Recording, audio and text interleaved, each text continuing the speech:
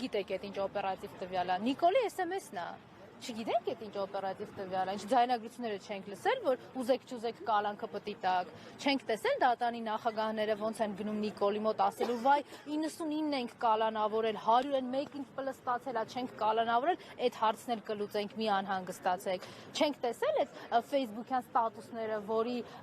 ուղակի հրահանգավորումն ա եղել քննչական կոմիտեին, դատախազությանը եւ այդ ողջ իրավապահ Նիկոլա հպատակ համակարգին։ Էսա Հայաստանում հիմա օպերատիվ տվյալ դատական ակտ, դրանք բոլորը Նիկոլի գրած SMS-ներն են, Նիկոլի արած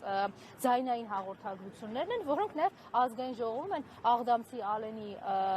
անփութության արդյունքում նաև միկրոֆոնների մեջ մենք բոլորս լսել, տեսել ենք Հայաստանի քաղաքացիներ հիմա կարող են ամբողջը համացանցում փնտրել եւ այս ամեն ինչը վերհիշել։ Էս է իրանց օպերատիվ տվյալը։ Նիկոլի ուղիղ հրամանով է։ Իհարկե, օպերատիվ տվյալ այսօր Հայաստանում գոյություն ունի դատախազության եւ քննչականների համար միայն Նիկոլի հրահանգով, որովհետեւ Հայաստանի Հանրապետությունում որևէ իրավակարգ չի գործում։ Այդ իրավակարգը վերացրել են հենց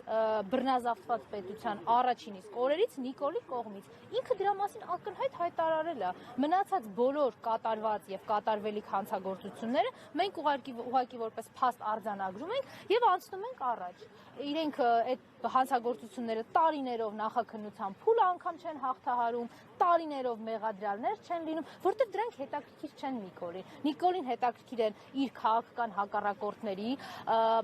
վերացնելու ուղիղ իմաստով եւ նաեւ իրենց բանտերը լցնելը։ Իրեն հետաքրքիր է պետական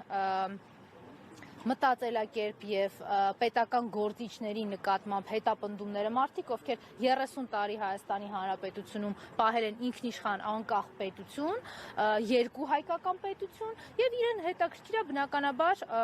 խափանել այն բոլոր ծրագրերը, որը հնարավորություն է տալիս իրենից ազատվելու։ Այդ տրամաբանության մեջ է նախագահ Սերժ Սարգսյանի նկատմամբ իրականացվող քաղաքական կեղտոտ հալածանքն ու բռնաճնշումը։ Այդ տրամաբանության մեջ է Դավիթ Համբարձումյանի նկատմամբ իրականացողը, որտեղ անդադար ասում էին ինչ իմպիչմենտ, ինչ անվստահության գործընթաց, բայց այնքան իրանց